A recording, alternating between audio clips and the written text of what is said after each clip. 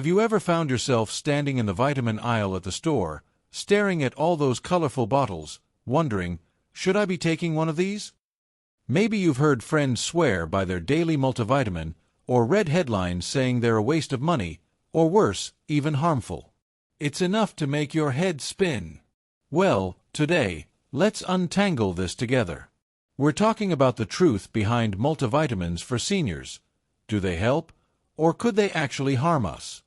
Now, I know many of us take vitamins as a kind of insurance policy.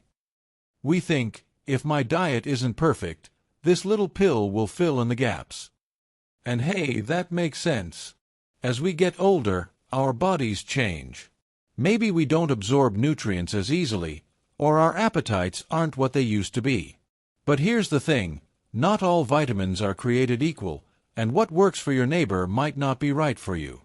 So let's dig into what the science says, share some real-life stories, and figure out how to make choices that truly support your health. First, let's talk about the big myth we've all heard: a daily multivitamin is a must for everyone over 60. Sounds reasonable, right? But here's the catch: our bodies and lifestyles are as unique as our fingerprints. Take my friend Margaret, for example. She started taking a generic multivitamin last year because she saw an ad claiming it would boost her energy. But after a few months, she felt worse, tired, a little queasy. Turns out, she was getting too much iron, which her body didn't need. Her doctor explained that postmenopausal women often don't require extra iron, and too much can cause problems. Margaret's story isn't uncommon, and it shows why a one-size-fits-all approach just doesn't work. Now, does that mean multivitamins are bad? Not necessarily. Let's talk about when they can help. Imagine you're recovering from an illness, or you've been told you're low in vitamin D, something many of us struggle with, especially if we're not out in the sun much. In cases like that, a targeted supplement, maybe even a multivitamin, can be a helpful tool. But here's the key: it's not a substitute for real food. Think of it like patching a small hole in a sweater versus knitting a whole new one. Those pills might cover a gap here or there, but they can't replicate all the goodness and joy of a balanced meal. Which brings me to the next point: more isn't always better. We've all heard the saying, you can't overdose on vitamins. Well, sadly, that's not quite true. Certain vitamins, like A, D, E, and K, are stored in our bodies over time. Too much vitamin A, for instance, can lead to dizziness or even liver issues. And even water-soluble vitamins, like B6, can cause nerve damage in high doses. Now, I'm not saying this to scare you. Most of us won't reach those levels with a standard multivitamin. But it's a reminder that, just in case, isn't always the best approach. Always ask yourself, does my body actually need this? So, what's the takeaway so far? First, multivitamins aren't a magic bullet. They're more like a backup singer, not the lead vocalist. Second, they can be helpful in specific situations, but only if they're tailored to your needs. And third, it's possible to get too much of a good thing. Now, you might be thinking, okay, but how do I know what's right for me? Well, that's where the conversation gets really important.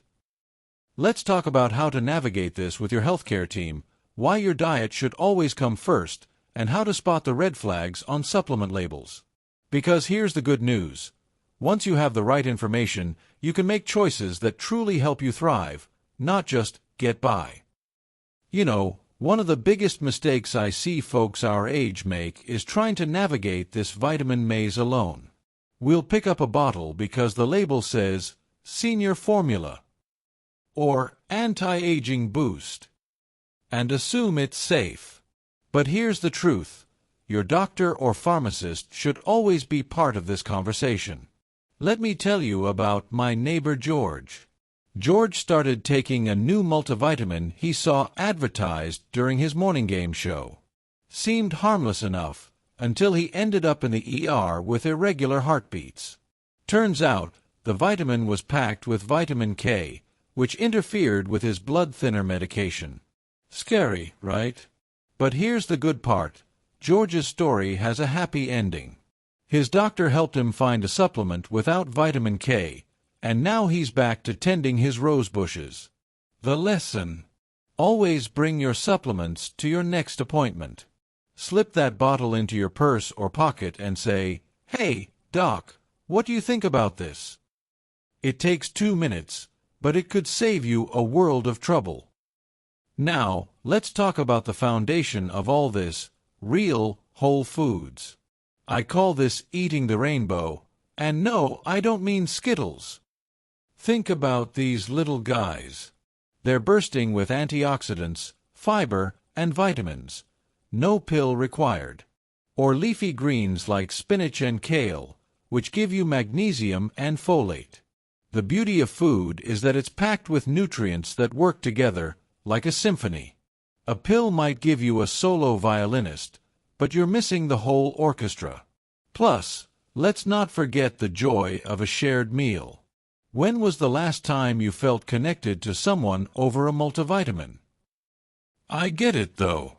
Maybe chewing tough greens is harder these days, or your appetite isn't what it used to be. If that's you, hear this: small changes matter. Try blending a handful of spinach into your morning smoothie. Swap white bread for whole grain, it's got more B vitamins. Or drizzle a little olive oil on your veggies. It helps your body absorb those fat-soluble vitamins. And if you're struggling to cook, don't be shy about asking for help. My grandson signed me up for one of those meal delivery services, pre-chopped veggies, easy recipes. At first, I resisted, but now, I feel like a gourmet chef without the hassle. Now, let's tackle the wild world of supplement labels. Walk down that aisle, and you'll see words like clinical strength, maximum potency, or natural splashed everywhere. But here's a secret: those terms aren't regulated. They're marketing magic, not medicine. What should you look for? 3 things. First, check for a USP verified or NSF certified seal. That means a third party tested it to make sure what's on the label is actually in the bottle. Second, flip to the % daily value column. If something says 500% of your daily vitamin B12, ask why. Most of us don't need megadoses unless a doctor specifically recommends it. And third, check the expiration date. Yes, vitamins expire. That bottle in your cupboard from 2012? Probably as useful as a chocolate teapot. Let's pause here for a reality check. Supplements aren't evil, but they're not innocent bystanders either. Take calcium, for example. We're told we need it for strong bones, which is true. But too much calcium from pills, not food, can lead to kidney stones or even heart issues. Same with vitamin E. Studies show high doses might increase the risk of bleeding or prostate cancer. Now, does this mean you should panic and toss all your supplements? Absolutely not. It just means we need to be savvy. Think of it like driving. You don't avoid cars because they're dangerous. You learn the rules of the road, buckle up, and stay alert. Here's a trick that's worked wonders for me. Keep a health diary. Jot down what supplements you're taking, the doses, and how you feel each day. Not every ache or pain is related, of course, but patterns can emerge. My friend Linda realized her new multivitamin was causing restless nights. She switched to taking it in the morning, and voila! Problem solved. Another tip: take supplements with food, unless the label says otherwise. Many nutrients absorb better that way, and it's gentler on your stomach. Oh, and if you're taking thyroid medication, wait at least 4 hours before having calcium or iron. They can block absorption. Little tweaks make a big difference. Now, I know some of you are thinking, this sounds like a lot of work. But here's the thing, you're worth the effort. Every small step you take, whether it's checking a label, steaming extra broccoli, or calling your doctor, is a gift to your future self. And remember, you don't have to do it all at once. Start with one change this week. Maybe it's adding a vegetable to lunch or scheduling that chat with your pharmacist. Progress, not perfection, is what we're after. Coming up, let's talk about the sneaky ingredients hiding in some supplements, why more expensive doesn't always mean better, and how to build a simple, sustainable routine that fits your life. Because at the end of the day, this isn't about fear, it's about feeling empowered to make choices that let you enjoy every sunrise, every laugh with grandkids, every moment that makes life sweet. Let's talk about something that might surprise you. What's not on the label? Ever flipped a supplement bottle over and seen a long list of ingredients you can't pronounce? Things like magnesium stearate or titanium dioxide. Now, most of these additives are considered safe in small amounts, but here's my rule of thumb. If it sounds like a chemistry experiment, question it. Some fillers and dyes can cause sensitivities, especially as our bodies become a bit more particular with age. My cousin Ed learned this the hard way. He started breaking out in hives after taking a new vitamin, and it turned out to be the artificial coloring. He switched to a cleaner brand, and problem solved. The lesson: simplicity is your friend. Look for supplements with short, recognizable ingredient lists. Your body will thank you. Now, let's tackle another myth. If it's expensive, it must be better. Oh, how I wish that were true. The truth is, some store-brand vitamins are just as effective as the fancy ones in the glossy bottles. Think about it like oatmeal. Whether it's in a plain cardboard box or a flashy tin, it's still oats. The key is to compare labels. Does that $50 bottle have the same doses of vitamins and minerals as the $10 one? Often they do. Of course, there are exceptions. Some higher-end brands use easier-to-absorb forms of nutrients or skip questionable additives. But price isn't always a guarantee of quality. When in doubt, ask your pharmacist. They're like the detectives of the supplement world. And while we're on the topic of myths, let's bust this one wide open. If a little is good, a lot must be great. Nope. Nope. Nope. Remember Stan, the guy from my walking group? Stan started taking extra zinc tablets during cold season, convinced they'd keep him invincible. Instead, he ended up with nausea and a metallic taste in his mouth that lasted weeks. Turns out, he was taking 5 times the recommended dose. Our bodies are wise, but they're not designed to handle megadoses of single nutrients without a reason. So unless your doctor gives you the green light, stick to the serving size. Moderation isn't just for wine and dessert, folks. Now, let's bring this all together. How do you build a supplement routine that actually works for you? Start by asking 3 questions. First, what do I truly need? Maybe it's vitamin D because your blood work shows a deficiency, or a B12 supplement because your doctor mentioned absorption issues. Second, what am I already getting from my diet? If you eat salmon twice a week and love eggs, you might not need extra omega-3s. And third, is this safe with my medications?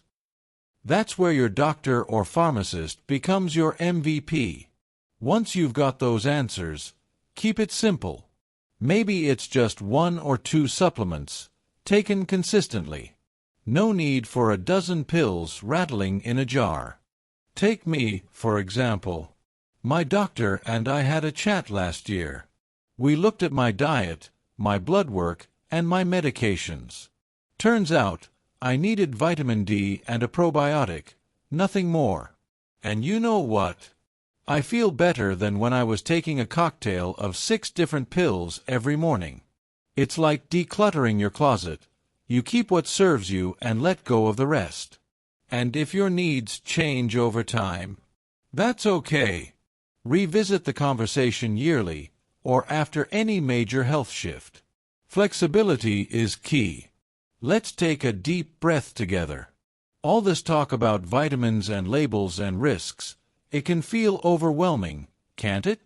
But here's what I want you to remember. You're already doing the most important thing. You're here, learning, asking questions, caring for yourself. That's half the battle. So whether you decide to take a multivitamin or not, the real victory is staying curious and proactive about your health. And don't forget, joy matters too. A walk in the sunshine, a hearty laugh with a friend, a meal made with love. Those are the things that truly nourish us. Before we wrap up, let me leave you with this. There's no perfect way to age. No magic pill, no secret formula.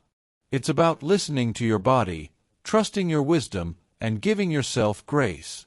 So if you take one thing from this video, let it be this: you are your own best advocate.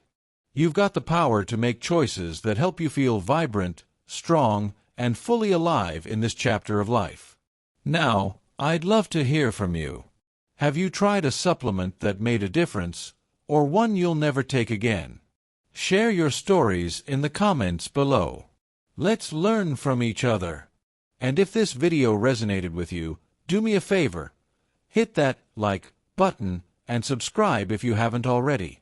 We've got plenty more honest, uplifting chats about aging well coming your way. Now, I'd love to hear from you. Have you tried a supplement that made a difference, or one you'll never take again? Share your stories in the comments below. Let's learn from each other. And if this video resonated with you, do me a favor. Hit that like button and subscribe if you haven't already. We've got plenty more honest, uplifting chats about aging well coming your way.